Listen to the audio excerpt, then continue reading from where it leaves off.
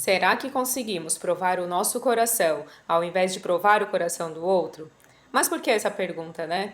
Porque enquanto a gente está num relacionamento, em qualquer lugar que a gente se relacione com pessoas, a gente espera muito do que eles vão nos entregar, do que eles vão nos dizer, como as pessoas vão nos tratar, o que eles vão entregar, né? Seja emocionalmente ou seja realmente de trabalho físico. Então a gente acaba cobrando muito, criando muita expectativa no que o outro vai nos entregar. Mas a gente não costuma fazer essa avaliação sobre a gente mesmo, sobre o que a gente vai entregar para o outro, ao invés de só ficar esperando. Não é assim que acontece?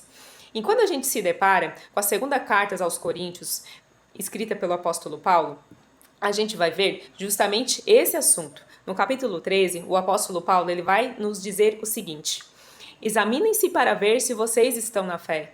Provem-se a si mesmos. Então, como está a sua questão, né? Com a fé, como está a sua questão com o relacionamento com o outro, como está o seu relacionamento com Deus, não sobre aquilo que Deus já te entregou, não sobre aquilo que Deus já fez na sua vida ou que você espera que ele ainda faça, mas o que você já entregou para o próximo, o que você já entregou para Deus, qual foram as suas atitudes para com Deus, para com as pessoas, para com aqueles a qual você convive, ao invés de ficar só esperando, né, Deus derramar bênçãos sobre a sua vida.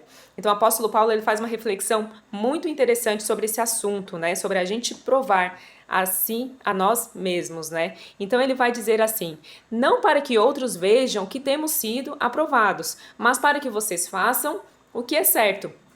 Então ele ainda explica, né? Não é para você se vangloriar, não é para a gente se vangloriar e dizer que a gente é bom, que a gente fez o que é certo, que a gente sabe o que é certo a fazer, que a gente entregou muito daquilo que a gente sabe, daquilo que a gente consegue realizar. Não, o apóstolo Paulo ele é objetivo. Ele diz para fazer o que é certo. Simplesmente assim, a gente fazer o que é certo, fazer o bem porque é o certo a se fazer. A gente entregar o nosso melhor porque é o certo a se fazer. A gente ser uma pessoa responsável porque é o certo a se fazer. Então ele é muito prático e muito objetivo nesse texto. Então, em seguida, ele vai dizer assim, que ele fica alegre, né? Que ele e aqueles que estavam com ele ficavam alegres, mesmo eles estando fracos, no momento de fraqueza particular, eles se alegravam com aqueles que estavam fortes. Acredito que aqui seria o termo forte espiritualmente, né? Então, nossa oração é que vocês sejam aperfeiçoados. Então, eles mesmos estando fracos, eles se alegravam com que estavam fortes e ainda conseguiam orar por aquelas pessoas, né? E a gente hoje, nós, né? A gente aqui quase 2000 anos depois do que essa carta foi escrita, a gente só quer saber da gente mesmo, né? A gente, na nossa fraqueza, a gente só quer se jogar num canto, a gente não quer responder telefone, a gente não quer falar com ninguém, né? Quem dirá se alegrar com o outro e quem dirá orar pelo outro, né? Justamente o que eles fizeram aqui. Então, assim, ó, é muito profundo toda essa questão, né, de relacionamento com as pessoas que o apóstolo Paulo nos ensina com essa carta. E mais para baixo, né, continuando nos versículos seguintes, ele vai falar sobre a autoridade. Então, que Deus deu essa autoridade para ele para edificar, não para destruir. Então, o que nós temos feito hoje com a nossa autoridade? Com a autoridade que a gente tem, seja na nossa casa, no nosso ambiente de trabalho, qualquer tipo de autoridade. Mas se você não tem autoridade em lugar nenhum, não saia desse vídeo que já vai chegar a sua vez também. Mas enquanto em autoridade, será que a gente consegue edificar como o apóstolo Paulo ensina? Fortalecendo, acrescentando algo de melhor, desenvolvendo a vida daqueles que estão com a gente? Ou será que a gente usa dessa autoridade para destruir, né? Para arruinar, para humilhar a vida daqueles que estão abaixo de nós? Mas, se você não está, né, num cargo de autoridade, a gente consegue se enquadrar também nos outros tópicos que o apóstolo Paulo fala nesse capítulo, né? Mas em sequência ele vai dizer assim: aperfeiçoem-se, exortem-se, né? Então o que seria se exortar? Se corrigir, né? Se autoavaliar. Então ele vai dizer assim, ó: tenham um só pensamento. Então é aqui o ponto-chave onde eu queria chegar. Tenham um só pensamento. O que é esse tenham um só pensamento? É a unidade. Unidade onde você está, unidade no seu ambiente familiar, unidade no seu ambiente de trabalho, unidade na sua família.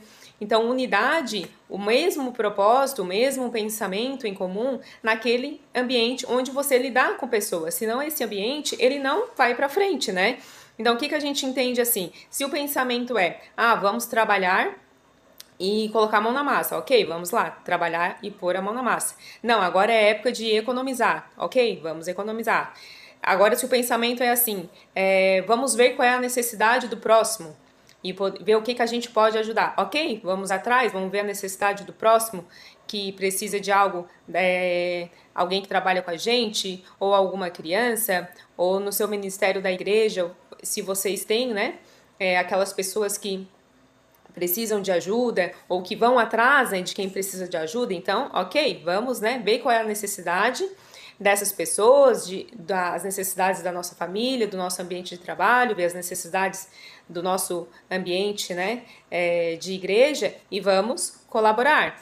Mas se esse lugar que você está não tem unidade, não tem pensamento em comum, o grupo, né, é muito deslocado, um pensa aqui, outro pensa lá, e você está no meio, você não consegue nem, né, discernir o que é certo se fazer, esse lugar, ele não tem expectativa de crescer, esse lugar não tem expectativa de melhorar, né? Esse lugar, ele não vai ter paz e o fim dele o lugar sem unidade, é ladeira abaixo, é autodestruir, né? É acabar se autodestruindo. E tem um texto interessante também em Gálatas 5, 14 e 15, que o apóstolo Paulo vai considerar algo bem interessante nesse assunto, né? Que ele vai resumir as leis, os mandamentos, como Cristo fez também, que se resumem em amar ao próximo, mas ele vai fazer uma consideração dizendo assim: mas se vocês se mordem e se devoram uns aos outros, cuidado para não se destruírem mutuamente. Então a gente vê muito isso, né? Nos ambientes de trabalho, nos ambientes familiares, um querendo arruinar a vida do outro, um querendo dar pitaco na vida do outro, um querendo ficar fazendo picuinha, né?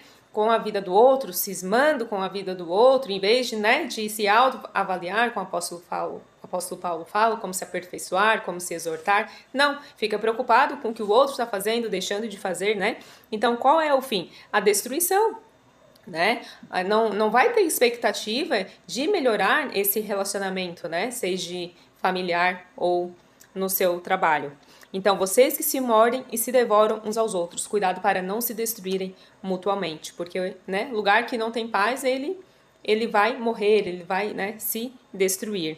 Então, é uma consideração bem interessante, né? Todas essas cartas de Paulo, uma vai acrescentando aí com a outra, vai complementando a outra, né? Então, o que mais que a gente pode ver nesse contexto de unidade? Outra carta de Paulo, em Efésios 4 agora, o apóstolo ele vai falar sobre a unidade de Cristo, né? Que Deus ele designou funções diferentes para pessoas diferentes. Então, cada um tem um propósito, cada uma tem, né, a sua qualidade, o seu dom, mas todos vão formar, né, o corpo de Cristo. Então ele vai dizer assim: dele todo o corpo ajustado, unido pelo auxílio de todas as juntas, cresce e edifica-se a si mesmo em amor, na medida em que cada parte realiza a sua função. Então a gente tem que entender que onde a gente está, cada um tem a sua função, né? E junto, né, em pensamento comum, em unidade, para aquele lugar evoluir, para aquele lugar crescer, né? Esse vai encaixando essas peças e este lugar vai ficar, né, em unidade, ele vai crescer junto e vai se aperfeiçoar, né? Então, não só na questão de igreja, de ministério, mas vale principalmente para isso também, né? Que cada um, Deus deu uma função especial e juntos, unidos, este lugar vai crescer, né? Então, outra consideração, outra carta, né, também vai falar agora lá em Colossenses. Colossenses não, pode ser Filipenses.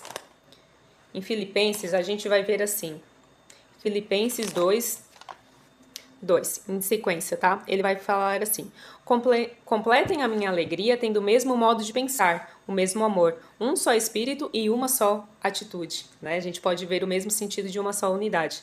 Não façam por ambição egoísta ou por vaidade, mas humildemente considerem os outros superiores a si mesmos. Cada um cuide não somente dos seus interesses, mas também dos interesses do outro. Mas nesse sentido aqui é de acrescentar, né? Não é para ficar cuidando da vida do outro, não.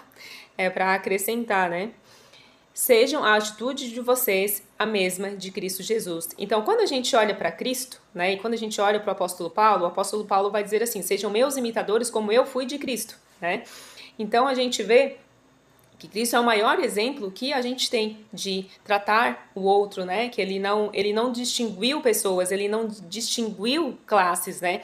E quando a gente vê esse termo que de unidade, né, de tenham um só pensamento, que o apóstolo Paulo nos ensina, e vivam em paz, isso é indiferente de classe social, é indiferente se você é líder ou liderado, é indiferente se você tem autoridade no seu ambiente de trabalho ou se você é subordinado, é indiferente da questão em qual posição você está na sua família, se você é pai e mãe ou se você é filho, né? Então, isso é para todos, né? Isso é para todas as pessoas, para todas as classes, todos os cargos, todos os relacionamentos. Isso é para a vida, né? Viver em unidade, ter um só pensamento, viver em paz, isso é para a vida, independente aí em que fase da vida você esteja. Então, uma carta complementando a outra, né? Muito ricas essas cartas de Paulo. E eu só queria mostrar outra carta aqui interessante, que foi que eu não li uma, o Colossenses, mas vai ser no mesmo sentido aqui. Só deixa eu botar aqui rapidinho. Que é Colossenses 2, do 2 ao 5. Então ele vai dizer novamente: sejam fortalecidos em seu coração, estejam unidos em amor e alcancem toda a riqueza do pleno entendimento, a fim de conhecerem plenamente o ministério de Deus, a saber, Cristo. Nele, em Cristo, estão escondidos todos os tesouros da sabedoria e do conhecimento. Eu lhes digo isso para que ninguém os engane com os argumentos que só parecem convincentes. Então a nossa base sempre vai ser Cristo, né? É Ele que vai dar sabedoria, é Ele que vai dar conhecimento, é Ele que vai dar discernimento para a gente distinguir, né? O local que a gente está, como a gente deve agir, como a gente deve olhar para a gente mesmo, como a gente deve ser uma resposta boa, né, nesse mundo. Cristo vai ser não só o nosso exemplo, mas é Ele que vai dar discernimento da nossa melhor forma de agir, de se autoavaliar e entregar o melhor que a gente possa ser onde quer que a gente esteja, né? Então, para concluir agora, concluindo de verdade, vamos encerrar lá onde eu comecei, né, na carta de 2 Coríntios, capítulo 13, no finalzinho, né, aquela frase: tenham um só pensamento, vivam em paz, e o Deus de amor e paz estará com vocês. Então, à medida que a gente tem um só pensamento, que a gente viva, né, procura viver em paz, o Deus de amor e paz vai estar conosco. Amém?